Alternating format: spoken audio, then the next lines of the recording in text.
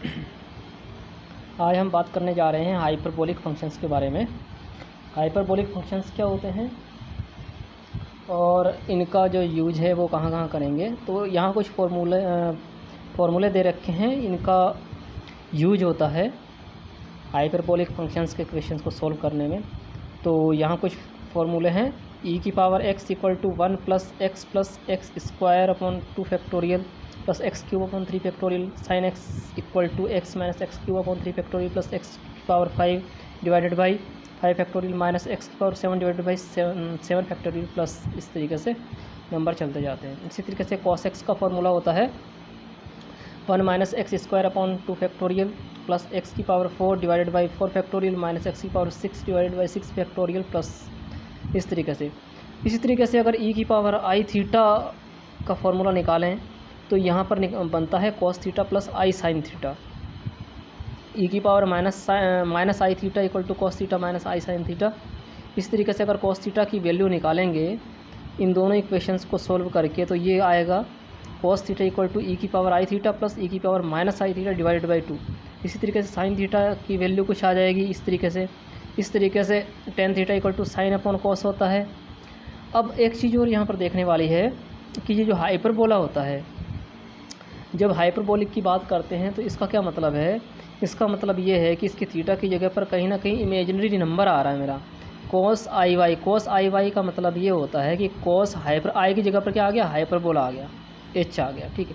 cos hyperbolic y equal to e की power, देखिए यहाँ आई थीटा था, थीटा की जगह पर कितना रखा है, यहाँ cos थीटा था तो e की पावर आई थीटा, यहाँ थीटा की जगह पर आई वाई रख दिया है, आई वाई रख दी तो थीटा की जगह पर आई वाई रखा तो यहाँ पर हो गया आई स्क्वायर वाई, राइट। आई तो पहले से था ही, थीटा की जगह पर रखा आई वाई तो आई इंटू आई स्क्वायर हो गया। इसी तरीके से यहाँ प्लस ई की power minus i square y divide by 2। तो ये क्या बन गया, ई की पावर जो आई स्क्वायर का मतलब होता है माइनस वाई, ई की पावर माइनस वाई प्लस ये माइनस पहले से था और आई स्क्वायर का मतलब माइनस माइनस प्लस ई की पावर वाई, तो ई की पावर वाई प्लस ई की power minus y divided by 2। तो cos hyperbolic equal to e की पावर वाई प्लस ई की power minus y divided by 2। अब साइन हाइपरबोलिक वाई का क्या मतलब होता है, साइन आई वाई का मतलब होता है इक्वल टू आई बाहर भी आ जाएगा और साइन के साथ हाइपरबोला भी लग जाएगा। ये ध्यान देने वाली बात है। Sine i y equal to i sine hyperbolic y equal to, इस तरीके से ये फॉर्मूला था। यहाँ पर वैल्यू पुटअप कर दी हैं आई वाई की जो वैल्यू जो भी हैं, तो यहाँ पर पुटअप की हैं, यहाँ पर पुटअप की तो मेरे पास क्या क्या आ गया, तो यहाँ पर मेरे पास आ गया सॉल्व करने के बाद i sine hyperbolic y equal to e की power minus y minus e की पावर वाई डिवाइडेड बाई 2। इसको जब मैंने सॉल्व किया, इसको सिंप्लीफाई किया, जब मैंने सिंप्लीफाई करने के बाद क्या आया, sine hyperbolic y equal to e की power minus y minus e की power y divided by 2 i. तो यहाँ आई अपॉन आई से मल्टीप्लाई किया, अंश में भी हर में भी, हर के नीचे आई से आई गुणा होगी तो ये माइनस आ जाएगा। तो इसलिए ये वाला जो माइनस कॉमन लेके किया मैंने, ई की power minus y minus e की power minus y divide by 2 और साथ में आई जुड़ गया। इसी तरीके से tan हाइपरबोलिक वाई की वैल्यू होती है साइन अपॉन कॉस, ये दोनों हाइपरबोला में होने चाहिए, तो इस तरीके से इनकी कुछ ना कुछ वैल्यूज मिल जाएंगी मुझे। इसी तरीके से ये सारे फॉर्मूले इसी पर डिपेंडेंट हैं, हाइपरबोलिक फंक्शन पर आधारित हैं।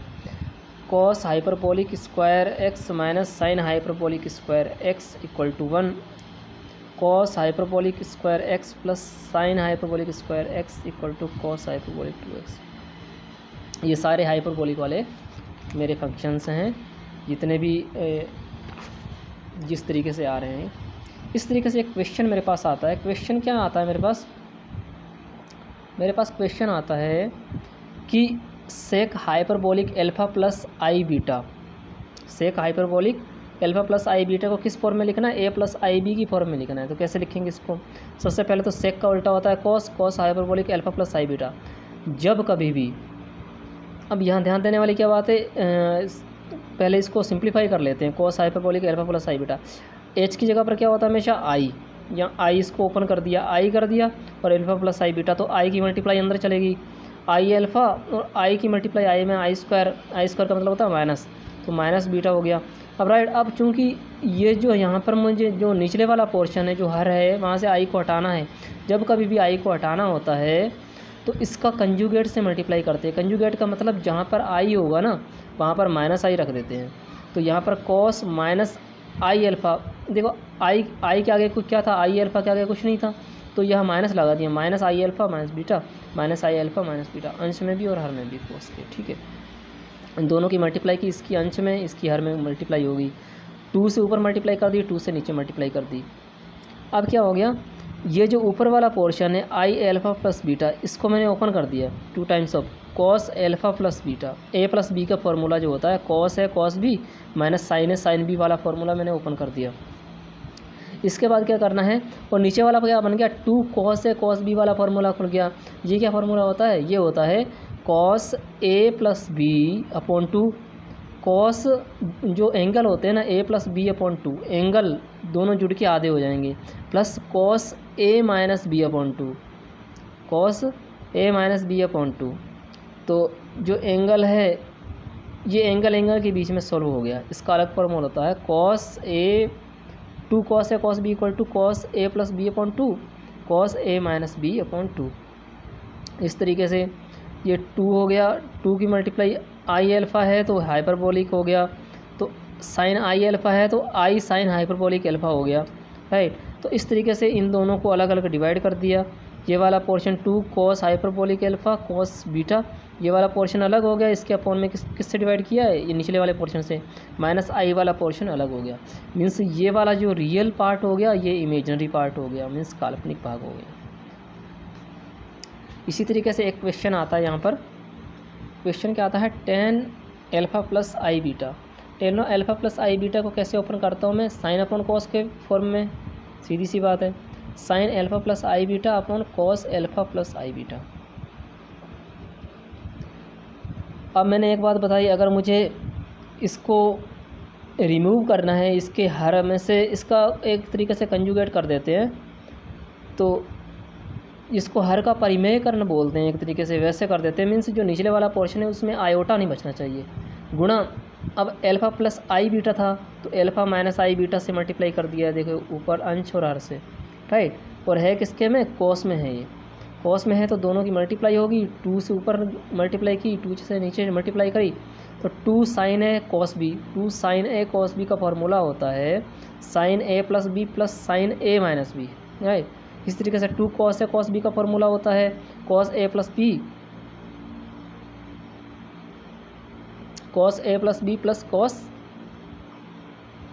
ए माइनस बी, राइट। इस तरीके से फार्मूला है ये फार्मूला ओपन करने के बाद इसके बाद क्या किया है कि साइन 2 आई बी है ना, साइन 2 आई बीटा है, आई बीटा को लिख दिया मैंने आई हाइपरबोलिक 2 बीटा। इस तरीके से ये रियल पार्ट हो गया, ये इमेजिनरी पार्ट हो गया, दोनों अलग अलग हो गए। अब अगला बात करते हैं, हमारा एक और क्वेश्चन है मेरे पास यहाँ पर।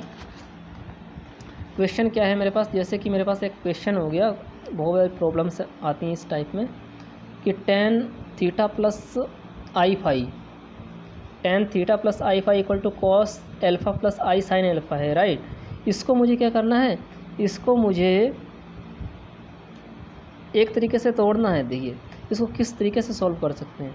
सबसे पहले तो भी है मेरे पास क्या है, tan theta plus i phi equal to cos alpha plus i sine alpha, right. इस तरीके से अगर मैं tan theta minus i phi करूँगा तो यहाँ पर आई है, यहाँ पर माइनस लग गया, equal to cos alpha minus sine alpha हो जाएगा ये।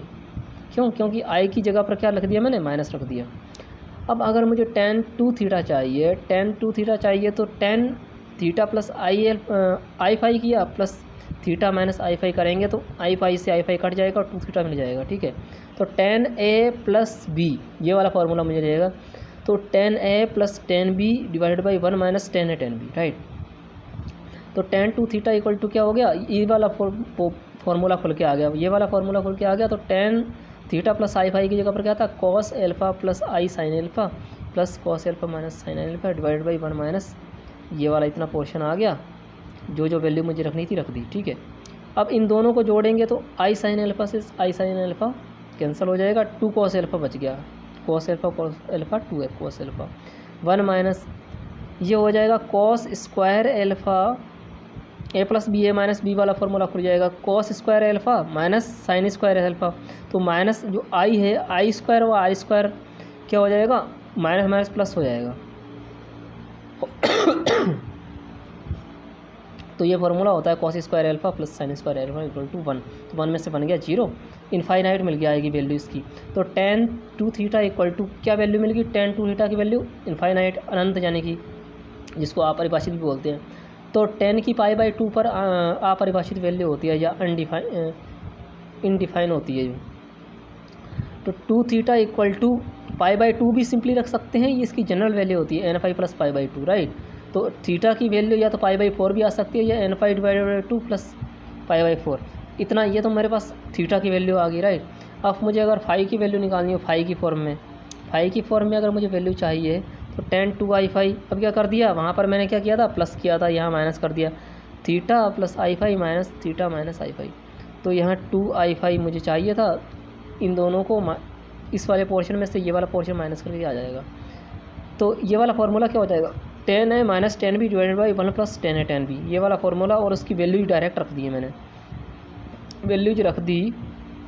तो ये मेरा हो गया cos alpha plus i sine alpha minus cos alpha minus sine alpha divided by 1 plus cos square alpha plus sine square alpha.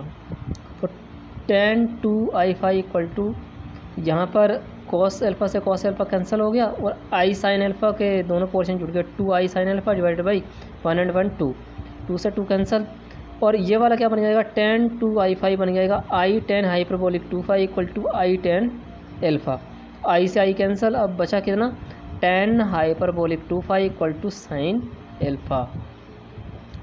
Normally यहाँ तक ही अगर रहने दिया जाए तब भी ठीक है, अदरवाइज आगे सॉल्व करना चाहे तो बंदा आगे सॉल्व कर सकता है, इसमें कोई दिक्कत नहीं है।